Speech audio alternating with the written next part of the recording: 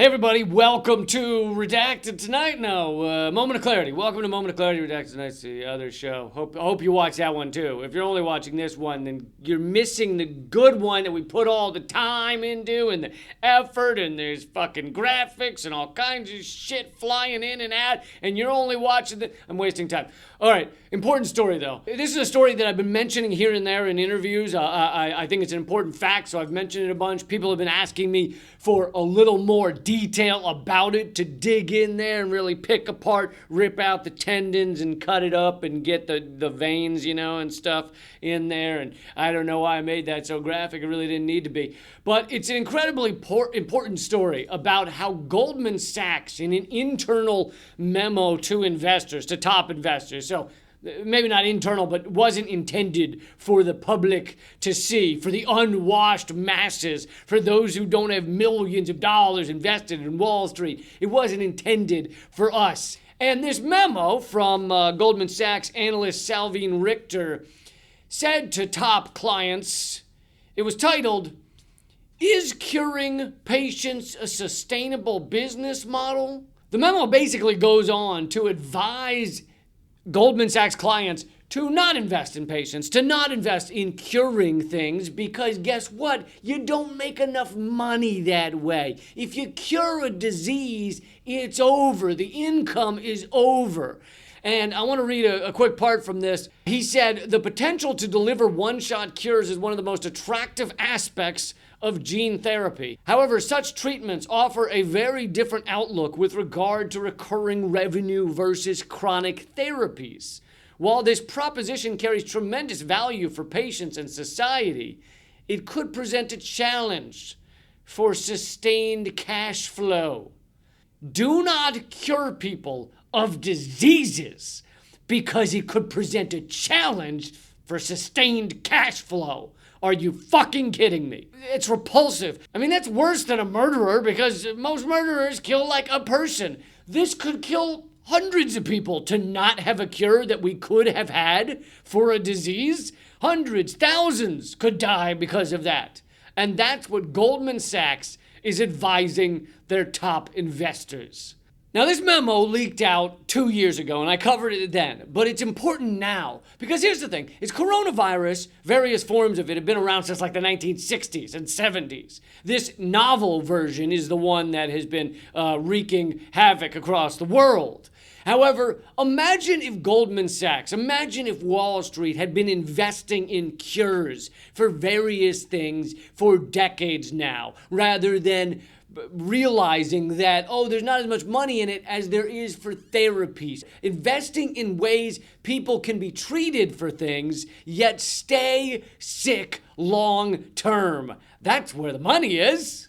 It's like a Monopoly game where they scratch off and they go, "We found it! We found the $1 million. It's in not curing disease, it's just in helping people fucking stay on par, stay so that they're alive but still sick, so we can keep selling them outrageously priced medications." I mean, I get it. Some of you right now are going, so what? It's Wall Street. We know this about them. We know that they only seek profit. So why are you acting so angry, Lee? What's with all the yelling? That's one of the ways they fucking win this game, is by getting us to become apathetic, become ambivalent, and decide, that's how they are.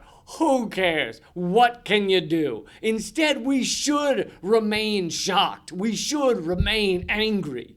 We can't just sit around and be like, oh yeah, they're fucking crazy Wall Street, always with their destroying everyone's lives. They're so silly. Silly Wall Street. And yes, this has been true of unfettered capitalism for a long time now, that this is how the system works. It is profit over all else. However, they didn't used to say this thing so publicly. They didn't used to even put it in internal memos that could leak out to the public. They used to keep, this was in dark rooms filled with cigar smoke. They would admit, hey, we're getting rich off killing people. But it wasn't written down. They didn't get the guy with the pen and the scribe or the typewriter back in the day and put it on pen and paper. Now they're just fucking sending out notes to the richest people in the world saying, hey, don't invest in cures. Invest in treatments. Cures are not good for profit. They're like, oh yeah, because what we might find out, but what are they gonna do?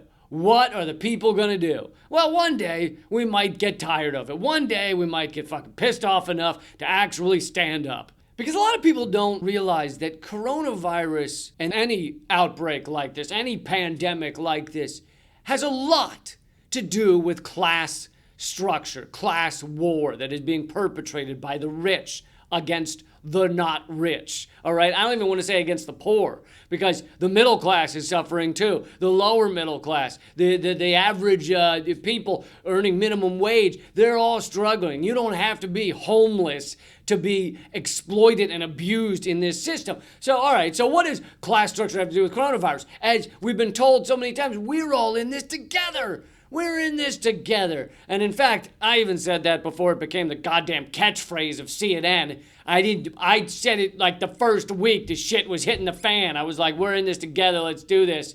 And then CNN, it was fucking everywhere. Once I saw Wolf Blitzer wearing a t-shirt that says, we're in this together, I was like, fuck. There goes the neighborhood. There goes the catchphrase. Anyway, I meant it in a different way than they fucking mean it. They mean it in order to cover over the class divide that we're seeing right now, because the truth is, we're not all in this together. People that are not rich are suffering far more in the pandemic world than those who are.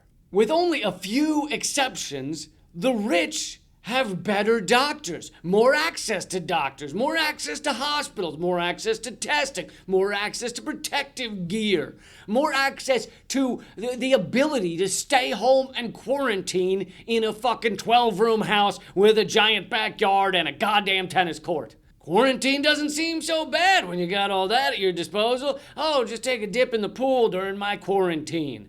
And again, this is not just the ultra rich. This is, even I have more access to, because I host a TV show. I can afford to go to a hospital if I need to.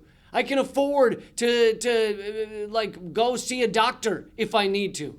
A lot of Americans can't. A lot of Americans will just die at home from this pandemic or from something unrelated to the pandemic because they don't want to go to a hospital because they know the cost that there will be. They know they will be saddled with some crazy debt or crazy bill.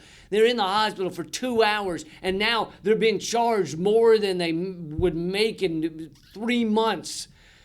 So they don't even go to the hospital. They just stay sick at home. So to sum up, cut the horse shit. We're not all in this together. To get back to this Goldman Sachs note, this comes down to the fact that we live in a world, an economic system that has an inverted moral universe. Profiting off of death and destruction, profiting off of harm, is the way the system is set up. Is completely backwards on so many levels. And you will hear none of this on your mainstream media. You will not hear them talk about this investor note. You will not hear them talk about how Wall Street, even outside of this note, makes trillions of dollars off of the health care of others. You will not hear them talk about war profiteers that make billions off of bombing other human beings. You will not hear that discussion on your corporate media, on CNN, MSNBC, Fox News, fucking all of them. You'd be more likely to hear them discuss who is the best ping pong player who's ever starred in a short film based on self-harm. What? No, you're not going to hear any of that because their job is to prop up the corporate state, to prop up exploitation and abuse of the average working class and the poor and the middle class. Here's one last point from this analyst's note. He also said, in the case of infectious diseases such as hepatitis C, curing existing patients also decreases the number of carriers able to transmit the virus to new patients. Decrease the number of carriers? That's what they're worried about? That if they were to cure a disease, cure an illness, there won't be enough people to then hand that illness to others so that they can continue to profit from it. This means Goldman Sachs is in a financial partnership with hepatitis and other infectious diseases. I mean, it makes some sense. Lloyd Blankfein does look like gonorrhea, so there's that. To cut a long story short, we could have had a completely different setup in our society if the big money was funding cures for diseases. Thousands, if not millions of people wouldn't have died if that's how our system were set up. But they're not doing that. We have a system that rewards sociopathy. It rewards the sociopaths. 1 out of every 100 humans is a sociopath, and most of those get to the top of whatever industry they work in this unfettered capitalist system, because they're the most willing to fucking harm anyone else in order to get there. So we have a system that rewards being a sociopath. So fuck coronavirus testing. We need sociopathy testing. We need a sociopath test that you could just take for every politician, every board member of a corporation. Every day they walk in, we'll test them again just to see that if they became a sociopath overnight, just to make sure. And if anyone doesn't pass the test, then you fucking go home and quarantine yourself, and you don't come out because you could harm others. That's my new fucking campaign slogan. Sociopath test for all. We don't worry, we won't kill them. It's not a genocide. We'll just put them off on a farm somewhere where they can sit there and diddle each other and abuse each other so that, you go harm other sociopaths together so we don't have to deal with you, because we're trying to make a society where we give a shit about others. That's your moment of clarity. But as I said, this topic is covered in my book, Bullet Points and Punchlines. It's a new book. It has a whole chapter devoted to this Goldman Sachs leaked memo. And I hope you'll check out the book. It's funny. It's interesting. That is just one of the topics covered. Also, 21 trillion unaccounted for at the Pentagon, and so many other stories that are important today, even though the book came out as coronavirus was also presenting itself. You can get the book at leecampbook.com. You can also get 10% off by using a coupon code that is the initials of the book. Just type in the initials for the coupon code, get 10% off. And lastly, please make sure you subscribe to my new YouTube channel, youtube.com/momentofclarity, because I'm trying to fight the suppression. I'm trying to get a fresh start on YouTube because they hate me so much. YouTube.com/momentofclarity is the new channel. All right, keep fighting.